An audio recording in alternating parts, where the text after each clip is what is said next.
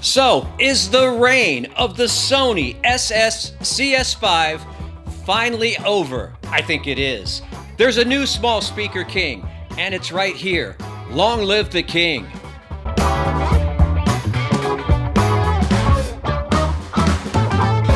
Hi, I'm Bob, and you, my friends, are back in the United States of Analog.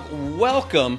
And before we both forget, let's go ahead and take a few seconds and subscribe and hit that notification bell so I can continue to get cool stuff in here in the United States of Analog studios. You know, keep bringing you awesome content. Can't happen without you. So thank you for taking a few seconds to do that. Today we're going to talk about speakers, both of which I bought with my own money. Why? Because speaker manufacturers haven't figured out that I'm here yet, but they will soon, and we'll get bigger and bigger speakers. Today we're going small speakers.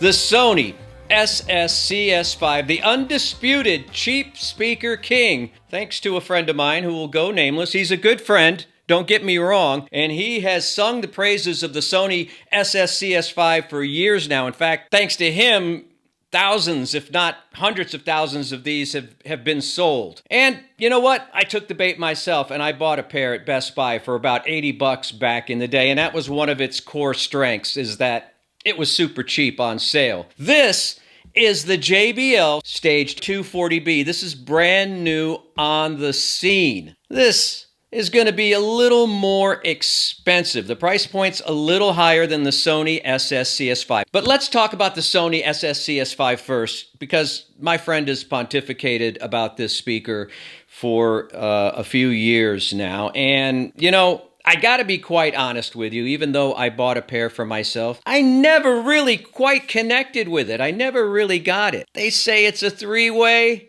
but to me, it's more of a two-way with a super tweeter. Does that make it a three-way? I always thought three-way was woofer, mid-range, tweeter. Am I going crazy? Do I not know what I'm talking about?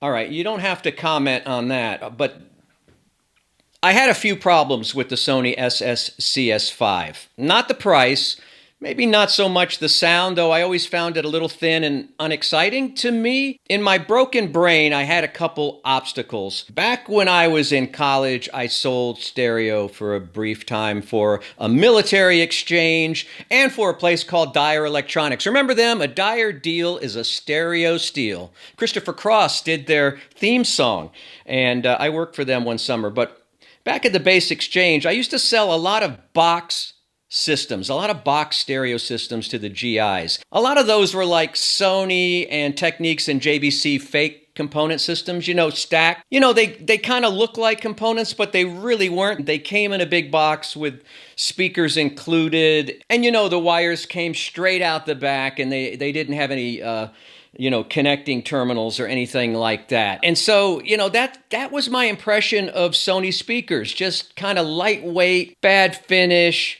cheap grills. I don't know. Listen, I love Sony TVs. I'm shooting on a Sony camera. I'm a Sony fanboy, but I just don't feel like they're part of the speaker game. And my other hang-up was this whole thing that was going on in the front. This thing. I know there may be a reason for this plastic baffle or whatever, but I just never liked the styling of this speaker. And furthermore, the back was, I don't know. I just never, I'm sorry, Randy, it just never caught fire with me. And the other thing I didn't like about them was that they didn't fit in my little 12-inch, 13-inch cubbies here. So I really couldn't use them down here in the Jazz Kisa, which, by the way, these days looks more like a mad scientist laboratory. I mean, there's so much gear lying around. Look at this. Gishelli Labs custom daisy in clear acrylic, and the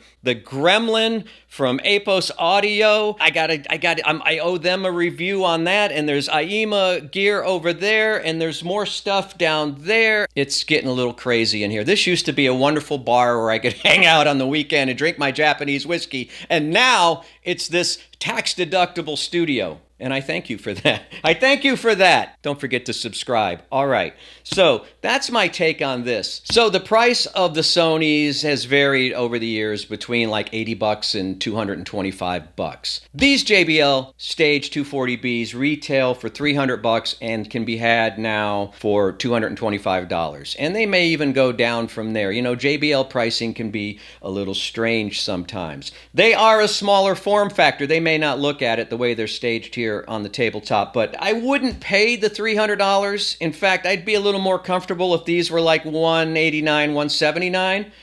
That's kind of random and arbitrary, but I said it, so I'm going to stick to it. But on paper, these speakers have a lot of shared specs. So the frequency response of the JBL Studio 240B doesn't reach very deep. It starts out at 53 hertz and goes to 25 kilohertz. The Sonys also start at 53 hertz and boast 50 kilohertz on the top end. I don't know about you, but I can't hear 50 kilohertz. Let's call the recommended amplifier power at somewhere around 100 watts for each one. The sensitivity 85 dB, nominal impedance 6 ohms on both of them. They are both bass reflex with rear firing ports and come in various finishing from black to wood grain. The Sony has a 5-inch woofer and the JBL has a 4.5-inch woofer. And I don't have a problem with a smaller woofer when it comes to small speakers like this, because sometimes I feel like a smaller woofer gives you a tighter sound. And I think that's the case here, because I heard a lot of speed with the JBL speaker that I didn't get with the Sony. A lot of speed. I think another classic example is the ELAC 6.2 versus the 5.2. For some reason, the 5.2s are cheaper, smaller, but sound better. It can happen. Bigger isn't always better with speakers, especially when we're talking about the very small size delta here. Okay, so like I said, we're done with the Sony. Their day is over. And I'm sorry, Randy. I'm sorry that I have to bring the news to the people. But the new small speaker, the new mini speaker king for me is this JBL for a lot of reasons. Now, yeah, it has the same kind of cheap vinyl wrap veneer. It's got this kind of absurd, I won't say absurd, but unusual kind of front baffle that extends beyond the sides of the speakers. It gives it a kind of a bigger footprint in the front, a bigger look, and maybe it does something, I don't know. Does it help with the cabinet? I don't know what the real reason for it is. Maybe it's just an arbitrary design choice, but I don't hate it.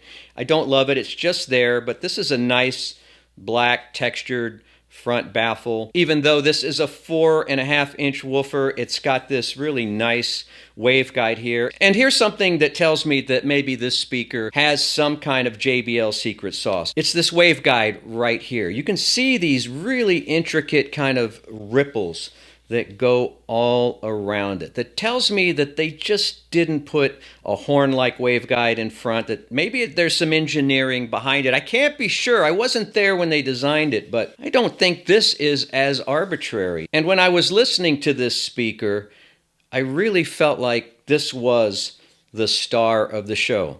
Tight bass, although it doesn't dip down too far.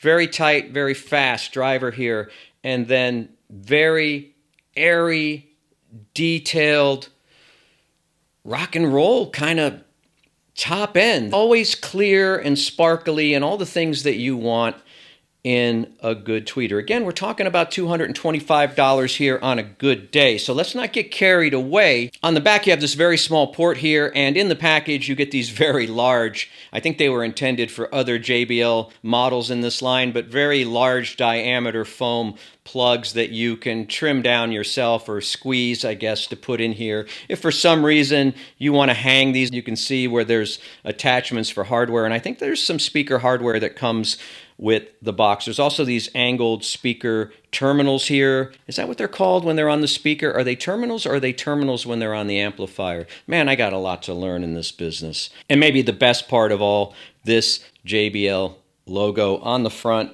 and the back. JBL is a mysterious brand to me, these days anyway. You know, I still think it's an aspirational brand for many of us of a certain age that remember L26s or L40s that we had in college because we couldn't afford the L100s. That's what we really wanted, those orange Quadrex grills. But we settled for the L26s, and man, they were good, right? Good rock and roll speakers. You kind of pit those vibes against what JBL is today. It's all things to all people. I mean, I did a hit piece pretty much on their spinner turntable, and while it kind of pained me to do that, I had to tell the truth, right? I bought it with my own money and subsequently returned it because it was such a POS. But, you know, I had to look over my shoulder for a while, wondering if JBL was going to send a squad after me. They didn't, thankfully, though I don't know if the statute of limitations has run out on that review. But, you know, I'm a JBL fanboy, like I said. And, you know, they've got everything from studio monitors that I use at the radio station, you know, that are above my head every morning, to the L100s, all the way to what they display in stores like Ross and Marshall's, Bluetooth speakers on a hook that cost a few dollars. You got that whole gamut, that whole line, and I'm not sure where they are anymore. I'm not sure who's buying their turntables or their amplifiers particularly. I understand the Bluetooth speakers and the headphone market and things like that, and I understand the high-end speaker market, but in between, I'm not sure what they're doing. But I enjoyed this speaker immensely, and I'm going to continue to enjoy it. I'm going to keep them. They're going to be right down here in the bar. You can see I've got the other one right here, and it fits perfectly. And in some ways, it kind of, on a smaller scale, duplicates the sound of what I have up here. And it has kind of a similar rock and roll vibe. So it's a perfect fit for down here. It's just a smaller scale sound. Now let's talk about the sound a little bit. And I'm not going to get too technical because I'm not too technical of a person. I only bring you this because I feel like I discovered it, and I feel like if I like it, you're going to like it. Now, one of the test tracks I love to use when I'm listening to some kick-ass rock and roll speakers, whether they be big or small or whatever, is Harry Nilsson's Jump Into the Fire from the movie Goodfellas, from the album Nilsson Schmilsson. That track, for me, has everything I need to know about a speaker. It's got an incredible bass line. It's got this driving beat. It's got crunchy guitars. It's got it all. It's just rock and roll in a bottle. And this speaker, I drove that song with this IEMA, this little IEMA. Come on, 300 watts. Come on, IEMA. Let's get real. I don't know if it's 300 watts per channel, but that's what it's advertised as. Look, 300 times 2, this A80. I drove this speaker to insane levels in this small room. Insane. And it never broke up. The amplifier never broke up. This speaker never broke up. And my ears were almost bleeding. In a good way, not in a harsh way. And I really enjoyed these speakers. And it gave me the JBL vibe that I always seek, that I always expect, but I don't always get.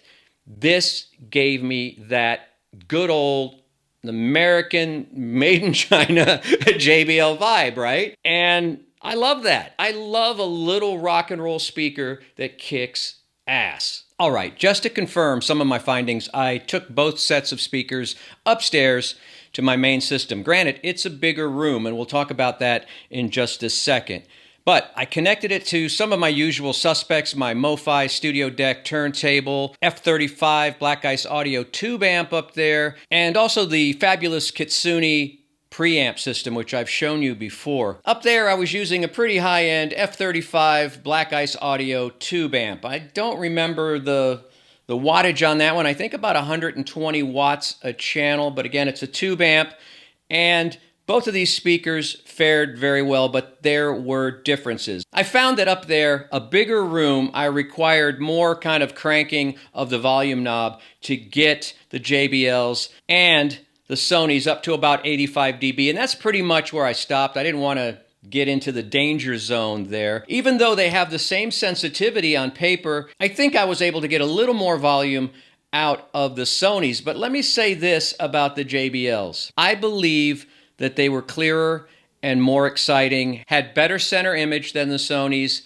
and just not as murky in the middle there, in between the speakers. Now up there, they were about 9 feet apart, and I recommend that with these JBLs, you keep them 6 feet or closer in. I think this is more of a near field experience. Even with the subwoofer upstairs, the Rel Classic 98, again, 85, I felt like was the limit, though I never pushed the JBLs to distortion. And one of the things I noticed is I actually preferred, from my seating position, the JBLs upside down on my 24-inch solid steel stands from Italy. And I don't know, I felt like I got more bass, I got more definition. I don't know if the tweeter with that 24-inch stand was a little closer to my ear height-wise at my seating position, but that was just my perception, and it's always kind of fun to flip a speaker upside down whenever possible and just see what you get. Your ears will tell you if there's a difference. And I should tell you the discs I used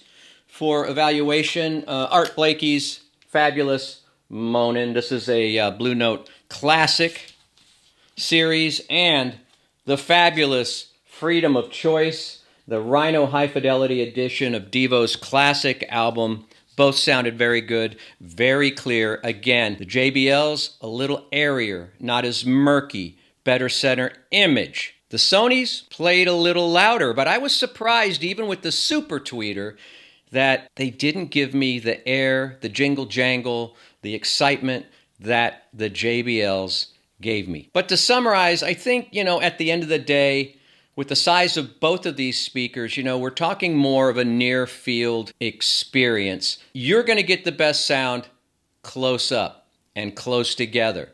That's just my impression. Your mileage may vary. So whether you're using this as a small monitor in your office or your editing setup, or whatever work you do on your computer, near field listening, whether you put this in a bedroom, a small room, I'm thinking about taking this IEMA amp and getting another pair of these speakers, taking out my Klipsch the 5s and using this as a television system, along with the amp and an optical cable and all that. I think it would be great for a television setup. I haven't tried it yet, but I'll report back on it when I do. Again, not a very technical review. That's not what I do. That's not for me to do. I'm not the guy that's gonna get a screwdriver out and take the drivers out, and you can do that. Knock yourself out. I don't have the time. I got another video to do. But yeah, Stage 240B, I can't say enough good things. The Sony SS-CS5s, they're gone. They're done. I don't need them anymore. Who wants them? Well, I can't give mine away. Mine are signed by Cheap Audio Man. But yeah, I think their run is over, and there's a new king. There's a 5-inch version of this. I don't know if it sounds as good. I don't have it in-house, but I'd like to try it. In stores now.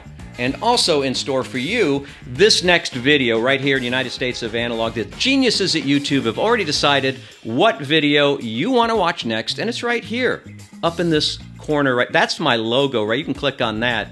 But the video is right here, and this is what you want to watch next. If you have a couple extra minutes, check it out, click on it, and then I'll see you next time in the United States of Analog.